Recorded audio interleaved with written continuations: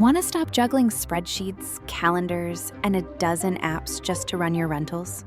Logify makes it easy. It's an all-in-one toolkit for hosts. Build a direct booking website, automate guest messaging, and keep all your channels in sync. Running your rental business your way has never been simpler. And for Good Morning Hospitality listeners, you can get 20% off any yearly plan with code GMH20. Just check the link in the show notes to get started today.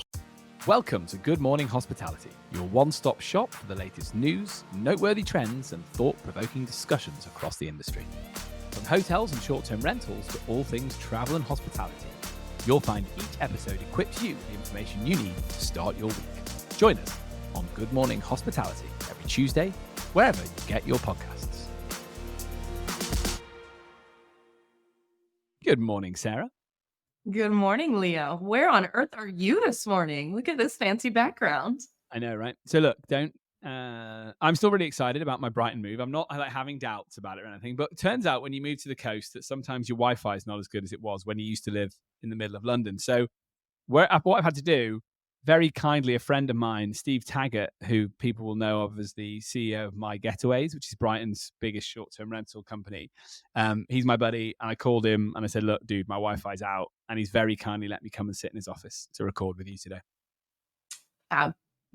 Good friends. Good friends. Yeah, it's good to have people, powerful people in the coastal city that you've moved to. So there you go. But yeah, look, I'm still pro Brighton. It's just having a few Wi-Fi teething issues, and but I'm still pro. Look, Sarah, nothing's going to kill my buzz today anyway, because this is our last show of the year, and we're stopping for Christmas, which means we've got so much exciting stuff to talk about.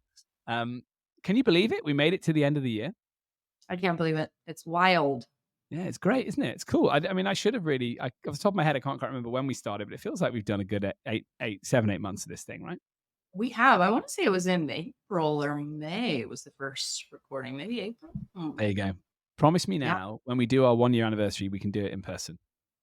Yeah, let's do it. But you're coming to Barcelona, because if it's in April, it'll be too cold for me in Brighton, I think. I 100% agree.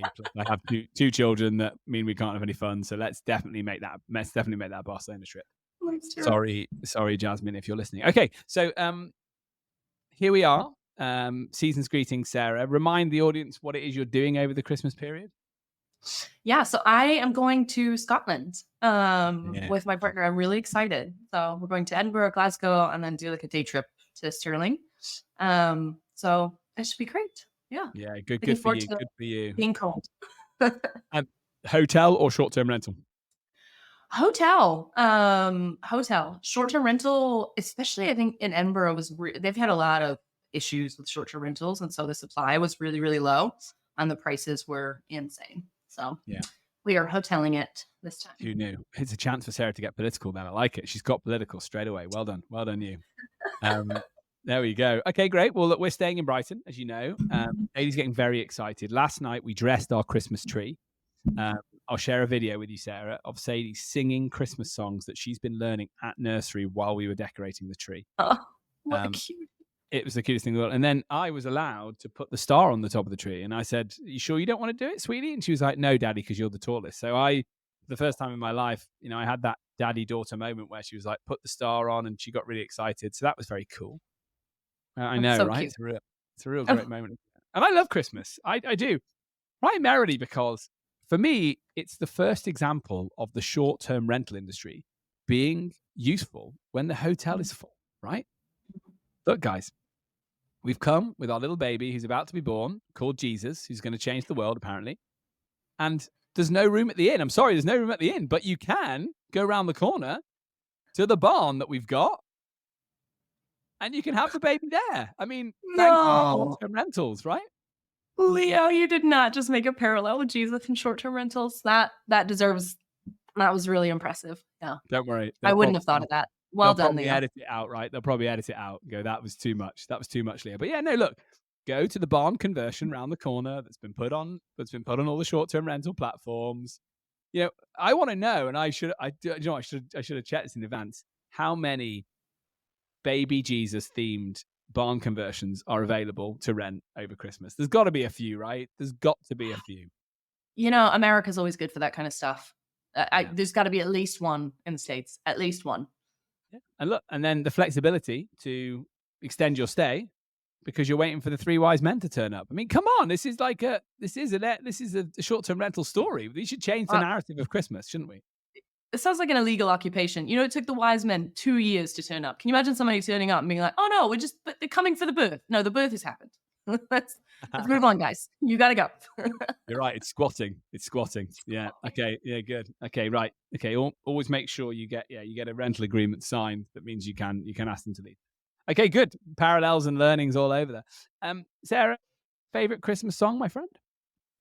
Oh, my favorite Christmas song. I think it's gotta be Jingle Bell Rock. Although when I was growing up, my mom had a rule, which is when we decorate the Christmas tree, we only listen to Mannheim Steamroller, to this like 1980s cassette tape that she now makes my dad go and every year because our cassette player, shockingly, never works. So my dad always has to go buy a new one every single year. I don't even know where he finds them anymore. I think on like eBay or something. So that is the only thing we're allowed to listen to when decorating the Christmas tree. And so now in my home, I have this weird, I like it, but I don't know. This year we did Techno Christmas, which was also good while decorating the tree. So I new don't know, I'm tradition, open. new traditions within old New traditions. traditions. Yeah, it's nice. Well, Christmas is a chance to lean into nostalgia and tradition, isn't it? In a way that we don't allow ourselves to in the other 11 months of the year. The older I get, the more I'm like, listening to the radio, great, Christmas has now begun. We're going to have a month of Christmas tunes. I love it. I used to be like, no, wait, don't spoil it. Now I realize that for me, Christmas is a 1 month thing. And it's the 1 month where I allow myself to be nostalgic. As a consequence, and I may have mentioned on the pod, I'm not sure if I have, but one part of my family is Irish. And so I'm going to lean into the nostalgia of Christmas and I'm going to go with the Fairy Tale in New York, which I think is the best Christmas song, really. There's so many good ones, but that's the showstopper at the end of the night, isn't it?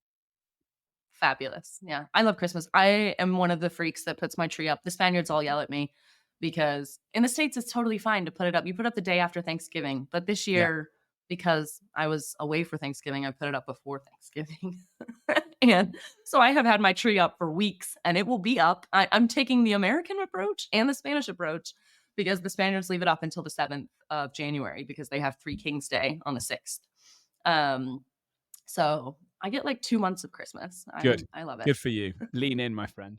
Anyone listening to us, anyone who's still listening after we've just talked about Christmas for 5-6 minutes, anyone listening, give us your views on that. Property managers, actionable insights. Come on. Christmas trees in every photo, please. We love it. All right. So it is very, very close to Christmas, but the news is still pouring in thick and fast. Sarah, what's caught your eye this week, my friend?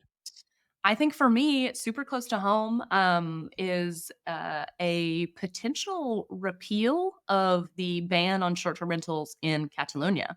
So the European Holiday Home Association has filed a complaint with the European Commission. That a complaint was filed a while ago.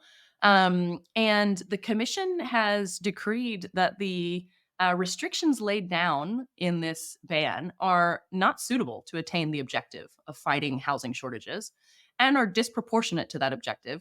I think the thing that I really loved and the big zinger here is that they cite in their rebuttal that there are in fact 3 times as many empty properties that have no one in them as there are short-term rentals in the city, and that is what the city should be focusing their efforts on in trying to get those properties on the rental market. That's a really interesting one to me, and where my mind first goes is, of course, those properties are empty because in Spain, and I think in Portugal as well, there is, I wouldn't call it like a huge problem, but there definitely is an issue with squatters, and it is impossible to kick them out. So if you have somebody who is doing some shady stuff, let's say that, I don't know, you might be a drug dealer. Well, you're not going to pay for rent, are you? Why would you do that? So you squat illegally in a property and the government will not kick you out. It takes up to 2 years to kick someone out. And if you, as the owner, cut off the electricity or the water or anything like that, then you pay a fine and you could potentially go to jail. So it's like, it's a very, I think it was a law that was made with good intentions to protect vulnerable people and especially families. But unfortunately, it has been definitely misused. So I think that is part of the problem as well of why people don't put things on long-term rental, especially in Spain, because they have fewer rights, ironically, than they would if it were for a midterm or short-term rental. And so even without short-term rentals here, you see an influx of midterm properties, and it's not even because people want to rent it midterm. They would prefer to have it rented for 5 years, but they want the protections and they've had a negative experience. So for me, that was great news that finally we're getting some support from the European Commission. And it was also good to see that an association was able to come together and properly present something. I know we talk about this all the time, that we need to organize better in Europe. And it's something that in the States, I think they've done a really good job of. And I think this is a great example of how that actually can have an impact. I think often we think, oh, well, I'm just one operator. I only have X number of properties. Who am I to take on, the whole city of Barcelona or the European Commission? But if we all come together, we can actually get things done. So that was my little hope and Christmas present, I would say. I'm not even operating a short-term rental in Barcelona, but I'm happy for all the people who are. You might be soon, though. You might be soon if this changes. No, I think it's If cool. it changes, yeah, it might be.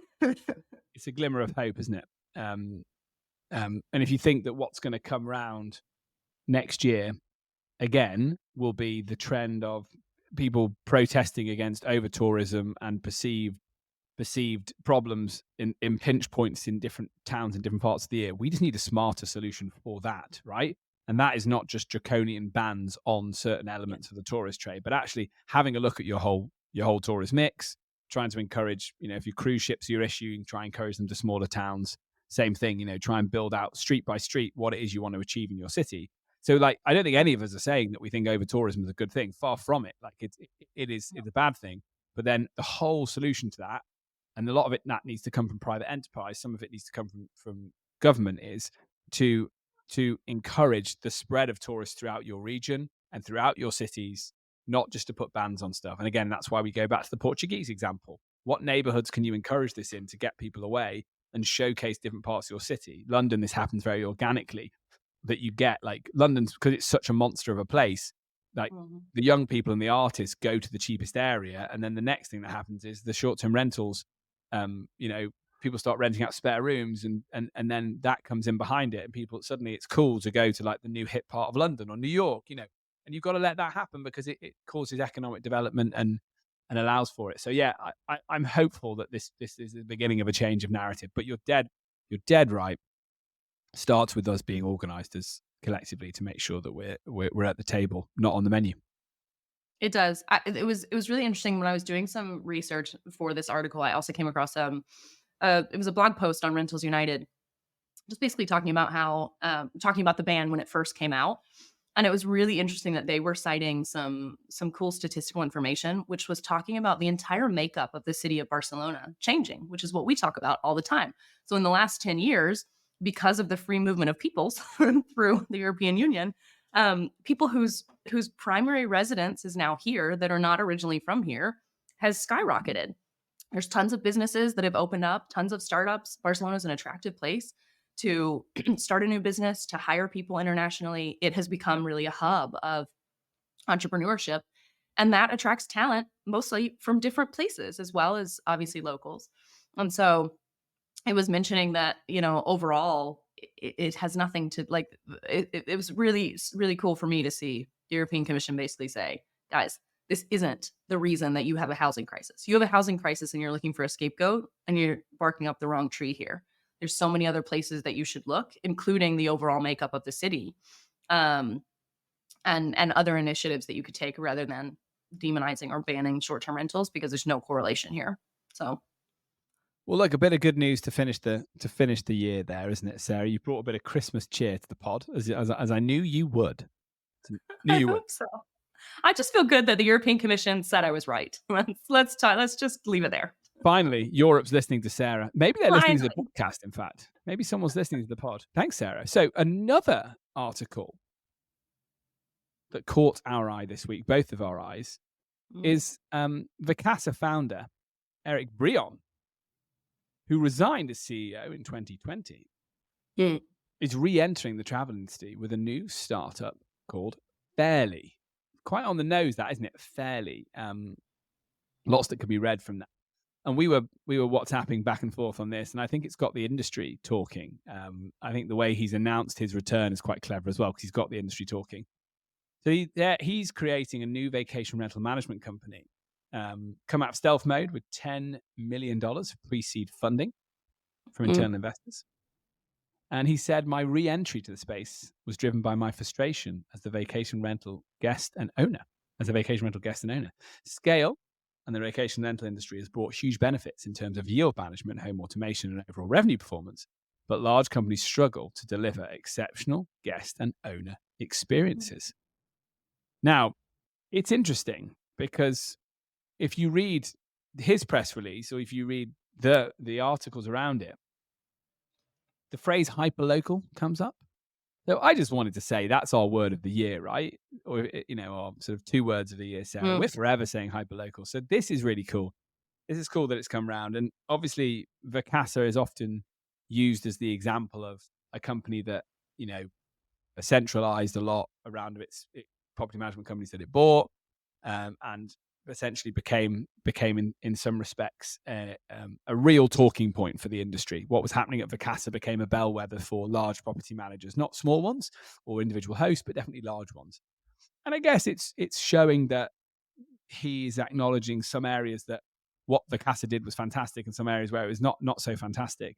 And with this is trying to put together a more locally focused way of running it, so that it matches you with a caretaker, a cleaner, basically, to run it from the cleaning standpoint, and then an advisor, typically a realtor in a local area that can run in terms of, I know a person who can fix the leak on the sink. I can introduce you to a builder. I can help you. I can help you network within your local area to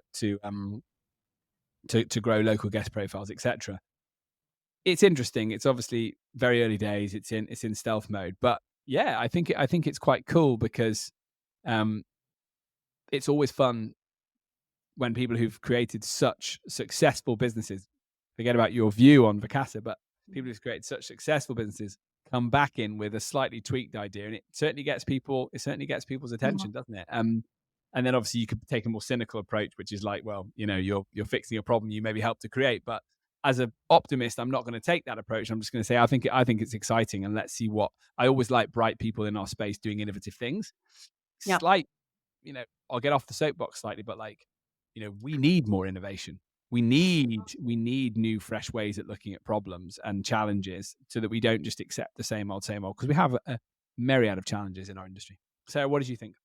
Yeah, I think to me it was a really interesting approach. And in fact, it's an approach that a lot of the coaches, so people who basically coach people on how to start your own like Airbnb business, it's what they all say. Like, you don't need a management company. You can do it all yourself. What you need is a really good cleaner, and what you need is a really good handyman. And so if you have one local good contact, you can run a successful short-term rental business from anywhere. And you don't need a management company. That's been a kind of age-old teaching. I think where that falls flat is if it is in an area where you don't know anyone, then that connection is extremely valuable. I'm curious to see how the pricing is going to work, because there's a mention obviously of it being, traditional vacation rental management is much more expensive, things like this. I have a friend who has a couple of short-term rentals in Tenerife in the Canary Islands, and operates them that way. So he takes a much more active role, right? He does all of the guest communication, and he handles bookings and things like that, and all of the publication on the platforms. But he does basically use this sort of system, right? So he has a housekeeper that goes by after every single checkout, does a revision of the properties, like double checks, are there any screws loose? Is there anything wrong? If there is, contacts the handyman that he already has a contact with.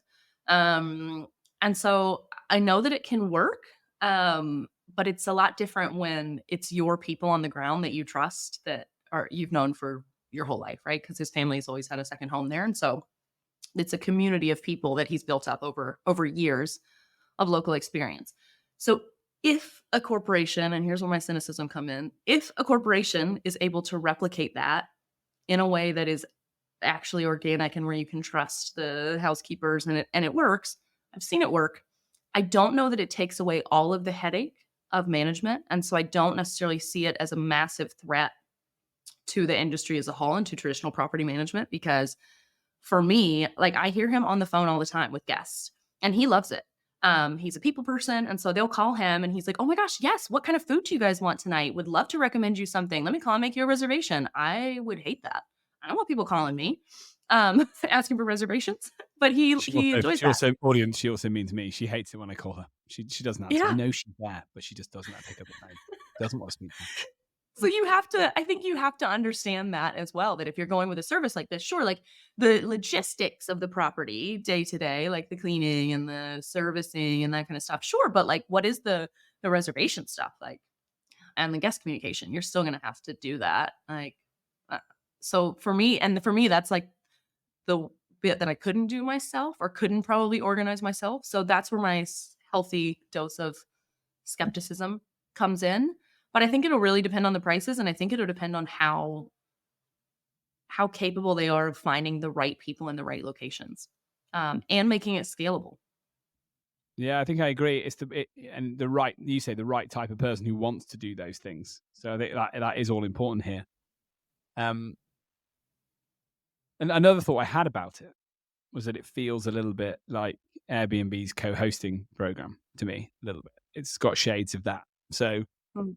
so the ideas around how you scale property management are like red hot at the moment when you think that, oh, I host around the corner from you and Airbnb's introduced us. I could help you. I've actually got a great cleaner already. Great. I've got a great handyman already.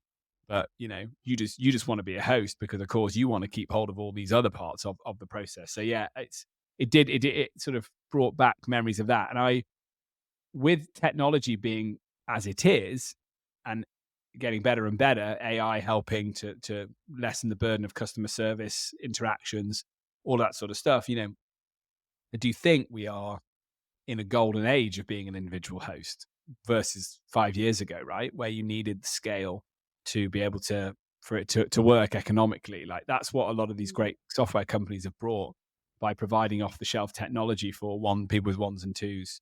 And then clearly I see this Airbnb's co-hosting program and this as a further play into that. So yeah, I think it's really interesting. I think again, trend for 2000, we're not making predictions about 2025 yet. We might do that in January. Let's see how we feel then. I see how hungover we are from Christmas and whether we're up for that.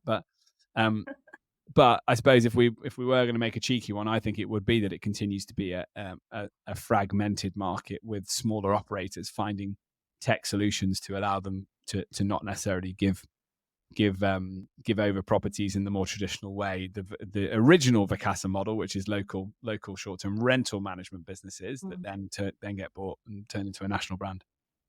Interesting. Let's go on because there's an interesting bit of news here, which we know that sort of outdoor-centric holidays, rural, secluded cabins have been having a moment, really, for the last 12 months, especially with regulation biting and the urban area being definitely much more in the focus when it comes to over-tourism and cost of living, all that sort of stuff. So we see here that Marriott have acquired Postcard Cabins and at the same time signed a long-term agreement with Trailborn, following Hilton and Hyatt, by expanding the outdoor accommodation and rural accommodation market into the rural accommodation market. So Marriott have acquired Postcard Cabins, formerly known as Getaway Outposts, adding 29 property with more than 1,200 cabins across the US. Sarah, you'll love this, right? You love a good outdoor holiday, don't you? I do. Yeah, and they announced simultaneously that a long-term agreement with the outdoor-focused accommodation provider Trailborn to bring its collections of hotels under the Marriott flag. So really kind of like pushing in all of that direction around rural, come and stay in this cool cabin in the woods. There's a pool, there's a lake, there's abseiling, all that good stuff. I've said on the pod before how much I love those type of holidays too. This feels like them making a statement the way they did with Homes and Villas a few years back. So this feels like a good play for them for 2025. If I was a property manager in the city with thinking about where I expand next, I would be trying to get out 2 hours drive from the city and plant a flag there as well. I think that's a really logical thing. If you understand how to manage property, like, can you take over some cabins, right? Can you build some cabins? Can you give them the urban tech-enabled short-term rental experience, but in the rural location that your city dweller who's coming out for the weekend wants? So like the person coming to stay with you in this cabin, they want high-speed Wi-Fi. They probably want the heating to be on when they arrive because you've got a smart thermostat. They definitely want you to have a wine fridge, and maybe they want a massive TV so they can still watch Netflix in the evening instead of being sat around cold. So pimping up these, who better to try and pimp up these kind of cabins than short-term rental operators? So I think it's interesting because I again, not making too many predictions about next year, but if I was near a rural area or a drive to a rural area and I was managing properties really effectively in an urban area, I would think that would be my next expansion. Sarah, what do you think? I know you love a rural holiday. I love a rural holiday, and especially I love a rural holiday that does not involve a tent. So I hate camping, but I really like rural holidays. I think this is a really smart move, not only to gain additional inventory, but also to kind of get ahead of the curve. I know we've been talking about this trend, but it's a place where they're not going to have issues with regulation. They're pushing people to different types of destinations. I also think the cool one about this, and we can talk about some of the highlights, but there's Expedia's basically annual report and talking about trends for 2025.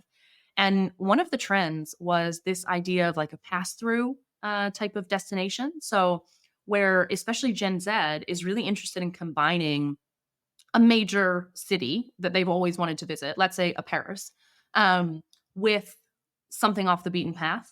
So rather than just going to Paris and staying the whole 4 or 5 days in Paris, they might stay 2 nights in Paris and 3 nights in a smaller town in the outskirts because they want to experience the local vibe.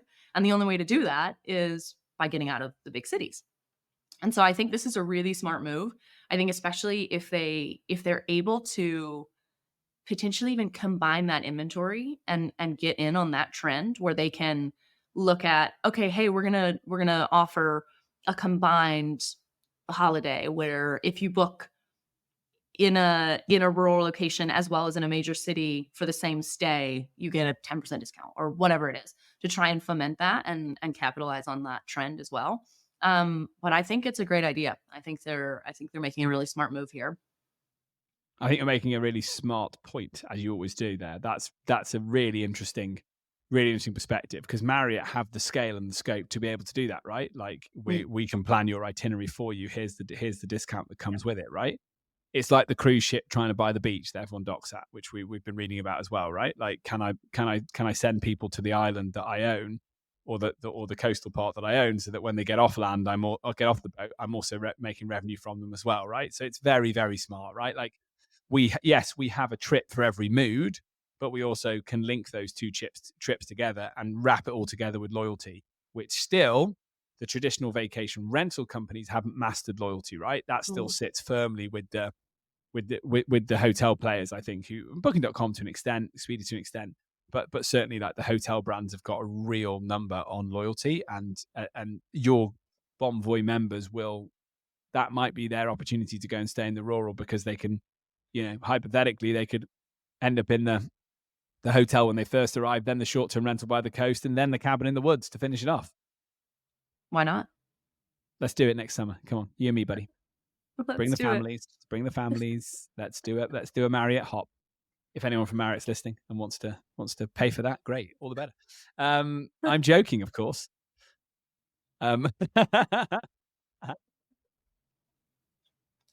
Sarah, anything else for us, my friend? We're on time. We're on time. I think the only other thing that I wanted to point out is that New York City is potentially looking at adapting its regulation as it relates to short-term rentals.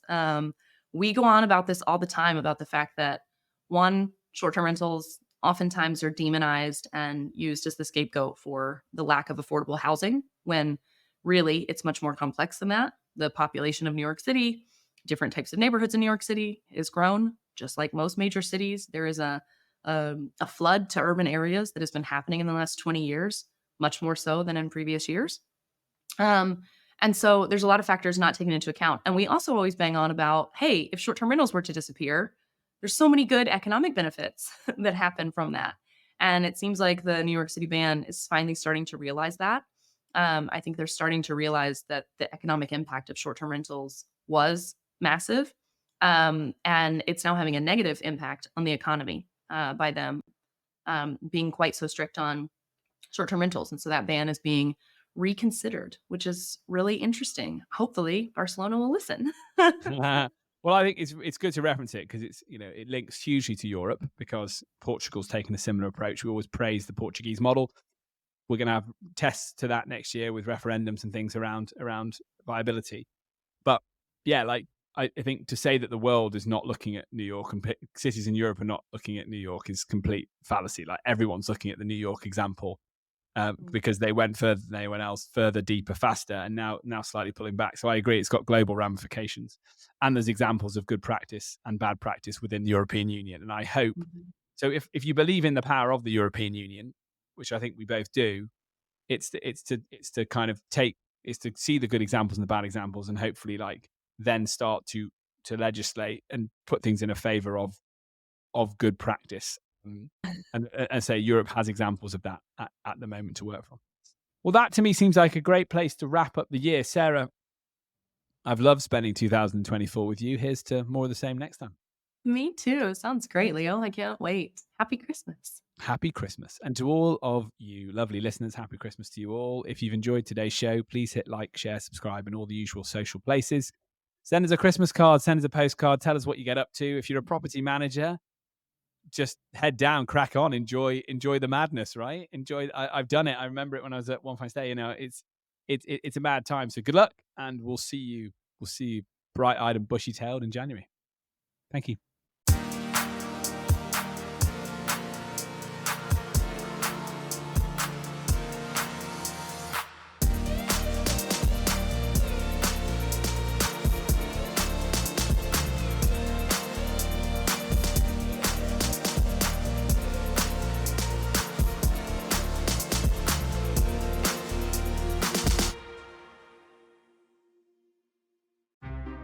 Want to stop juggling spreadsheets, calendars, and a dozen apps just to run your rentals?